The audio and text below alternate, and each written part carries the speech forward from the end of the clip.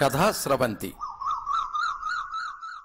స్వాతి సచిత్ర వారపత్రికలో ప్రచురించబడిన వంశీ కథ కాబూలోడు. వినిపిస్తున్నది శ్రీ పప్పు భోగారావు. నిర్వహణ సహకారం శ్రీ ములగాడ సురేష్ కుమార్. సాంకేతిక సహకారం శ్రీ పప్పు వరుణ్. వంశీ పూర్తి పేరు నల్లమిల్లి వంశీ. తూర్పుగోదావరి జిల్లా బలభద్రపురంలో పుట్టి ఆ ఊరికి 15 మైళ్ళ దూరంలో ఉన్న పసలపూడిలో పెరిగారు. వంశీ మొట్టమొదట పాట రాసిన సినిమా శ్రీ కనక మహాలక్ష్మి రికార్డింగ్ డాన్స్ ట్రూపు. మొదట మాటలు రాసిన సినిమా అన్వేషణ. వంశీ రాసిన నవలల్లో ఉత్తమమైన నవల మహల్లో కోకిల. అప్పుడో కథ అప్పుడో నవల రాసిన వంశీ ఆ మధ్య రాసిన మా పసలపూడి కథలు, ఈ మధ్య రాసిన మా దిగువ గోదావరి కథలు చాలా పాపులర్ అయ్యి ఆయన్ని పాపులర్ రైటర్ని చేశాయి. వంశీకి బాగా నచ్చిన రచయితలు లత, బుచ్చిబాబు, ఆర్ఎస్ సుదర్శనం, ముళ్లపూడి వెంకటరమణ. నచ్చిన గొప్ప వ్యక్తులు బాపు, రమణలు. మరిక కథలోకి వెళ్దామా? అతనంటే అప్పులు తీసుకునే వాళ్ళందరికీ భయం. ఆ వీధిలో చిన్నపిల్లలకి మట్టుకు చాలా ఇష్టం.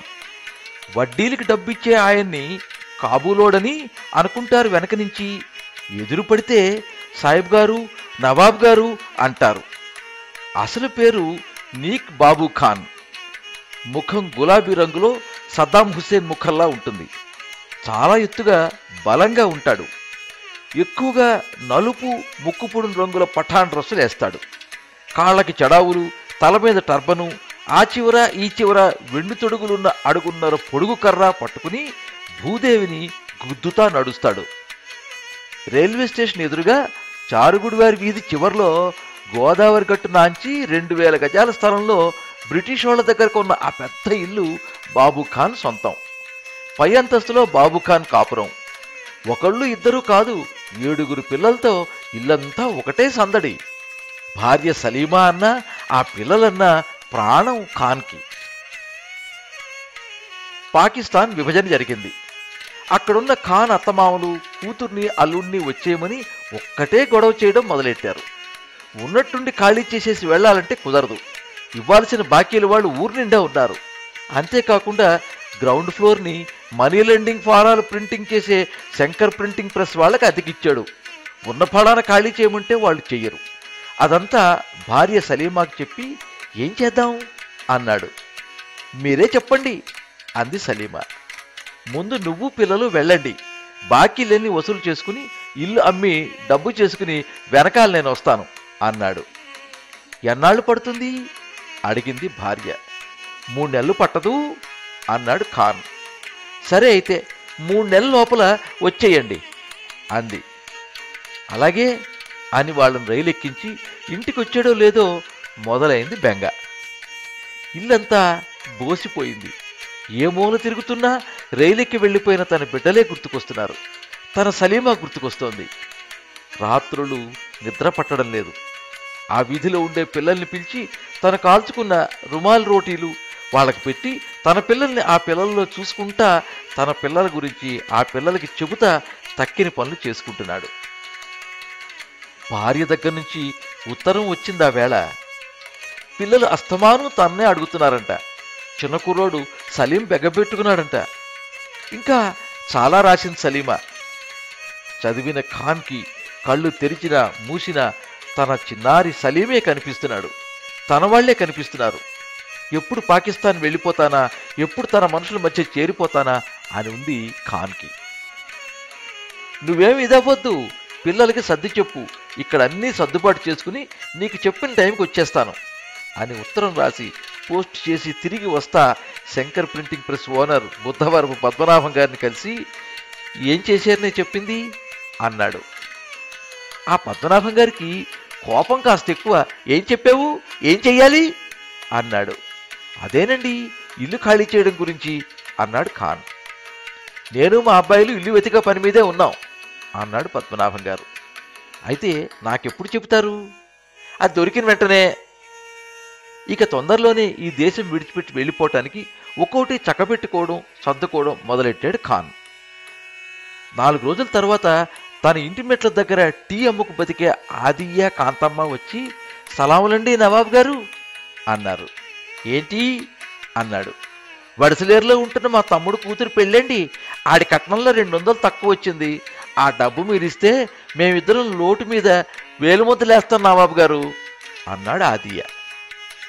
మీరు పెట్టిన గడువుకి నెల నెలా కట్టేస్తూ ఉంటాం. అయినా మేము ఎక్కడికి పోతాం నవాబు గారు, మీ ఇంటి మెట్ల దగ్గరే కదా మా టీ వ్యాపారం అంది కాంతమ్మ. ఇప్పుడు ఇచ్చిన వసూలు చేసుకోవడం తప్ప కొత్తగా ఎవరికీ అప్పులు ఇవ్వడం లేదు. నేను మా దేశం వెళ్ళిపోతున్నాను. అప్పు ఎక్కడన్నా తీసుకోండి అని ఆగి, ఇదిగో మీ తమ్ముడు కూతురు పెళ్లికి నా చదివింపు అనేసి 25 రూపాయలు ఇచ్చి వాళ్ళని పంపాడు. తర్వాత నెలలో ఉత్తరం వచ్చింది. మీకోసం బెంగపెట్టుకున్న ఆఖరి కుర్రాడు సలీంకి జ్వరం వచ్చింది, హాస్పిటల్లో చేర్చాం, మిమ్మల్నే కలవరిస్తున్నాడు వాడు అంటూ ఆ దృశ్యాన్ని కళ్ళకి కట్టినట్టు రాసింది సలీమా. శాంతం చదివి చలించిపోయిన ఖాన్ కిందికి దిగాడు. వర్కర్ ఎవడో పని ఎగ్గొట్టాడు. ఆ వేళ కాలితో తొక్కే డ్రిల్ మిషన్ రిపేర్కి వచ్చింది. దాంతో అక్కడున్న వాళ్ళందరినీ తెగ తిడుతున్నాడు పద్మనాభం గారు. సరిగ్గా అదే టైంకి వచ్చిన బాబు ఖాన్ని చూసి ఏంటి అన్నాడు. ఉత్తరంలో ఉన్నదంతా పూస గుచ్చినట్టు చెప్పి, మీరు తొందరగా ఖాళీ చేస్తే ఇల్లు అమ్ముకుని బయలుదేరతాను అన్నాడు ఖాన్. అసలే కోపంగా ఉన్న పద్మనాభం, ఏంటయ్యా బాకీ ఉన్నట్టు ఎన్నిసార్లు చెప్తావు? ఖాళీ చెయ్యి అని చెప్పిందే చెబుతుంటే వినడానికి చిరాగ్గా ఉంది అంట అరిచాడు. మీకు ఎలాగున్నా నాకు అనవసరం, ఖాళీ చేయమన్నాను, చేయాల్సిందే అని బాబు ఖాన్ కొంచెం గొంతు పెంచేసరికి భయపడిపోయాడా బుద్ధవర్ప పద్మనాభం. 2 వారాలు గడిచాయి. పద్మనాభం గారి దగ్గర నుంచి ఎలాంటి కబురు రాలేదు. కానీ పాకిస్తాన్ నుంచి మరో ఉత్తరం వచ్చింది. హాస్పిటల్లో చేర్పించిన వాళ్ళ ఆఖరి కుర్రోడు సలీం తననే కలవరిస్తూ చనిపోయాడంట. చంటి కుర్రోడ్లాగా ఏడ్చేశాడు బాబు ఖాన్. అలా ఏడుస్తూనే నిద్రపోయిన తనకి రాత్రి ఎప్పుడో మెలకు వచ్చింది. లేచి కోటగుమ్మం దగ్గరున్న సారా కొట్టు దగ్గరికి వెళ్ళి చిన్న సీసా తెచ్చుకుని ఎప్పుడూ లేంది దాంట్లోది నీళ్లలో కలుపుకుని మొత్తం తాగేశాక ఆ మధ్య కరుగ్గా మాట్లాడిన ప్రెస్ ఓనర్ పద్మనాభం గుర్తుకొచ్చేసరికి లేచి కిందికి వచ్చాడు ఖాన్. అప్పుడే తాళాలు వేస్తున్నాడు పద్మనాభం గారు. ఏం చేశారా విషయం అడిగాడు బాబు ఖాన్. వెతుకుతున్నాం, ఇంత పెద్ద ఇల్లు ఎక్కడా దొరకడం లేదు, బాగా టైం పట్టేలాగుంది, ఈలోగా మమ్మల్ని ఇబ్బంది పెట్టద్దు. అక్కడ నా కొడుకు చచ్చిపోయాడు, నేను వెంటనే వెళ్ళాలి, మీరు ఖాళీ చేసి తీరాలి, వారం టైం ఇస్తున్నాను, ఈలోగా ఖాళీ చేయకపోతే నా నిజస్వరూపం ఏంటో చూపిస్తాను అని వెళ్ళిపోయాడు పై అంతస్తులోకి. ఖాన్ పెట్టిన వారం గడువులోపే బుద్ధవరపు పద్మనాభం గారు కుదుర్చుకున్న లాయర్ దగ్గర నుంచి నోటీస్ వచ్చింది. శంకర్ ప్రింటింగ్ ప్రెస్ వాళ్ళు పర్మనెంట్ ఇంజెక్షన్ దావా వేశారు నీట్ బాబు ఖాన్ మీద. జెండా పంజా రోడ్లో అనంతరామయ్య గారని ఒక లాయర్ ఉన్నాడు. ఆయన దగ్గరికి వెళ్ళి జరిగిందంతా చెప్పాడు ఖాన్.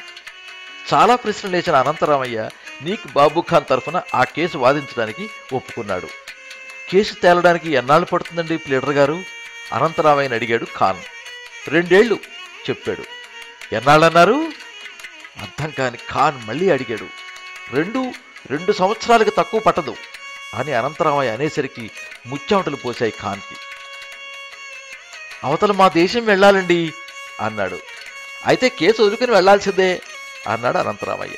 అది కాదు ప్లీడర్ గారు, కేసు కాస్త త్వరగా తెమలడానికి దారేం లేదా? నాకు తెలిసి లేదు. ఆ రోజంతా ఆలోచించిన ఖాన్ జరిగిందంతా వివరిస్తూ చాలా పెద్ద ఉత్తరం రాశాడు భార్యకి. ఏం చేస్తాం, మన కర్మ, మా తలరాత, కనీసం ఒక్కసారి వచ్చి వెళ్ళండి, పిల్లలు తెగ అడుగుతున్నారు అని జవాబు రాసింది భార్య. దానికి చాలా ఇదైపోయిన బాబు ఖాన్ ఇంకేం ఆలోచించకుండా వచ్చే నెల అంటే జూన్ మొదటి వారంలో వస్తున్నాను అని జవాబు రాసేశాడు. కానీ ఆ జూన్లో 2 బాకీలు ఎగ్గొట్టి చాగల్నాడు పారిపోబోతుంటే 2 టౌన్ పోలీస్ స్టేషన్లో హెడ్ కానిస్టేబుల్ ఆదినారాయణ ద్వారా వాళ్ళని పట్టుకుని బాకీ వసూలు చేసే పనిలో 15 రోజులు దాటింది. ఉత్తరంలో తన వాళ్ళకి వస్తానని రాసిన ఆ జూన్ మొదటి వారం వెళ్ళిపోయింది. ఎప్పటికప్పుడు ఫలానా నెలలో ఫలానా తేదీన ప్రయాణం అవ్వాలనుకుని వాళ్ళకి రాయడం, సరిగ్గా అదే టైంకి కొంపలంటుకుపోయే పనేదో తగిలి వెళ్ళలేకపోవడం. అదంతా చూసిన బాబు ఖాన్ భార్య బిడ్డలు విసిగిపోయారు.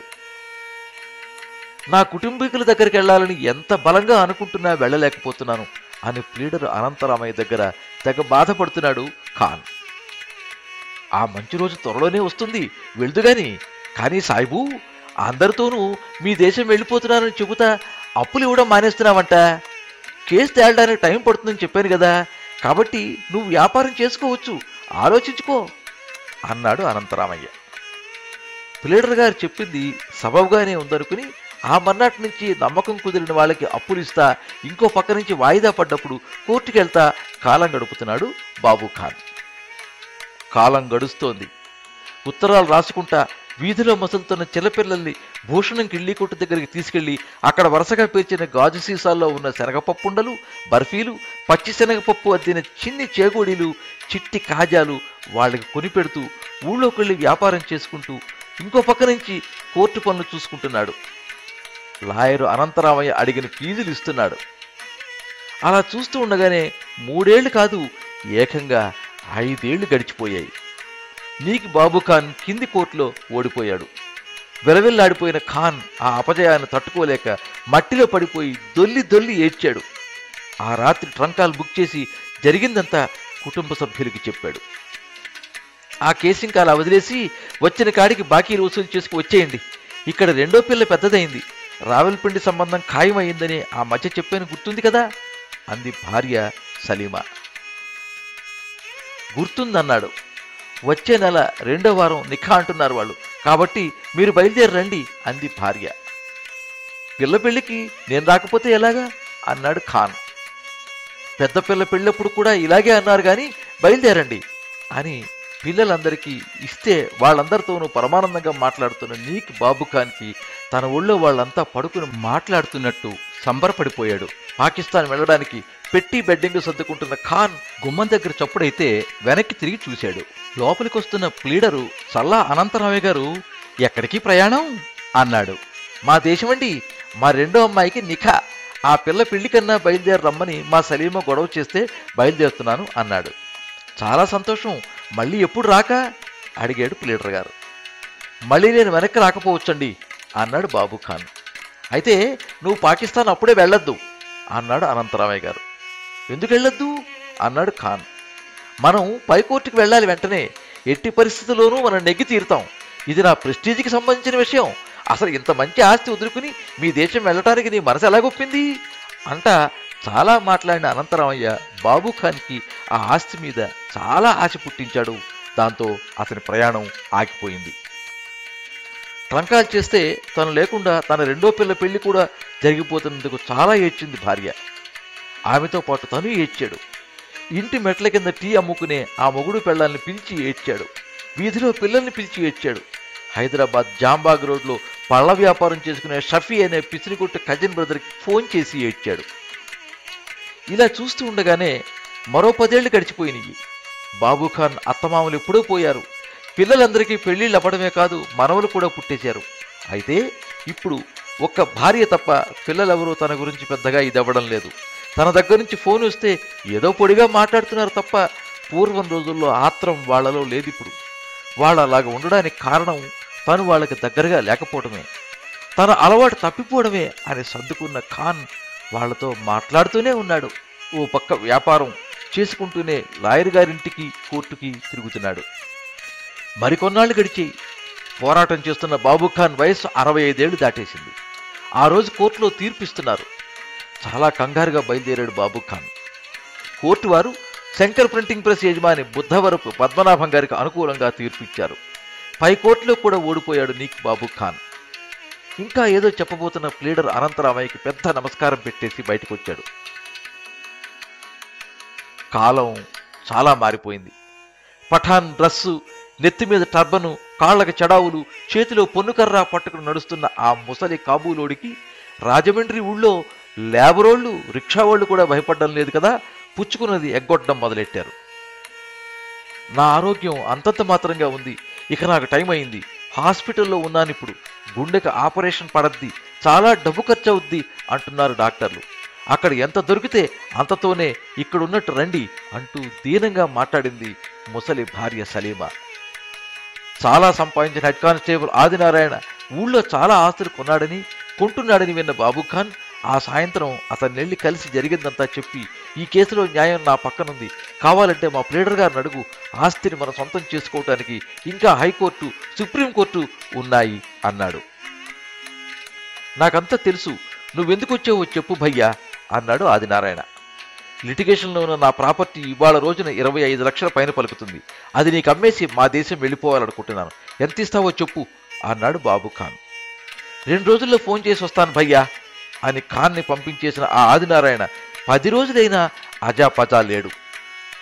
ఒకరోజు పొద్దున్నే అతనింటికి వెళ్తే చాలా మర్యాదలు చేసి అన్నీ మాట్లాడుతున్న ఆదినారాయణ ఈ మ్యాటర్ ఎత్తడం లేదు. చివరికి తనే దించేసరికి, క్షమించు భయ్యా, మా ఆడోళ్ళకి ఇలాంటి లిటిగేషన్లో ఉన్న మీ ఇల్లు కొనడం ఇష్టం లేదు. అయినా సరే వాళ్ళని ఎదిరించిన నేను ఒక అమౌంట్ అయితే కొందామనుకుంటున్నాను అన్నాడు. ఎంత అన్నాడు ఖాన్. చాలా తక్కువ, అందుకే సిగ్గుపడి నీకు చెప్పడం లేదు అన్నాడు. పర్లేదు చెప్పు భయ్యా అన్నాడు ఖాన్. 2.5 లక్షలు క్యాష్ ఇచ్చేస్తాను అన్నాడు ఆదినారాయణ. ఆ అమౌంట్ విని చాలా డీలా పడిపోయిన బాబు ఖాన్ నీరసంగా లేచి బయటకు వస్తున్నాడు. ఆలోచిస్తున్నాడు. చాలా ఆలోచించిన ఖాన్, అవతల నా కుటుంబం ముఖ్యం, నా మనవరాలి పెళ్లి ముఖ్యం అనుకుని ఆ తక్కువ డబ్బుకే ఆదినారాయణకి అమ్మేసి ఊళ్ళో ఇచ్చిన అప్పుల్నికి వదిలేసి ఆ రోజు రాత్రి ట్రైన్కే ఖజన్ బ్రదర్ షఫీ ఉంటున్న హైదరాబాద్ బయలుదేరాడు. అక్కడి నుంచి పాకిస్తాన్ వెళ్ళాలి, అది ప్లాను. బెర్త మీద కూర్చున్న ముసలి బాబు ఖాన్ ఈ వయసులో తాను కాల్చుకున్న రుమాలి రోటీలు, వండుకున్న కుర్మా తిని ట్రైన్ తాడేపల్లిగూడెం దాటిన తర్వాత బెర్త మీద వెల్లకిలా పడుకుని తన సలీమాని, పిల్లల్ని, మనవల్ని తలుచుకుంటా చూడబోతున్న మనవరాలి పెళ్లి దృశ్యం అందంగా ఊహించుకుంటూ ఆ ఊహల్లో తన బేగం, తన ప్రియాతి ప్రియమైన సలీమాని కలుసుకున్నాడు. తను లేకపోవడంతో ఆమె పడ్డ బాధలు ఎన్నో చెప్పింది సలీమా. ఆమె లేకపోవటం వల్ల తాను పడ్డ బాధలు, కష్టాలు ఎన్నో చెప్పాడు బాబు ఖాన్. ఆ ఊహల్లో గతంలో ఎప్పుడూ లేనంత ఆవేశానికి గురయ్యి గుబిల్లు గుబిల్లుమంటూ ఏడ్చాడు. తెల్లవారింది. ట్రైన్ సికింద్రాబాద్ స్టేషన్లో ఆగింది.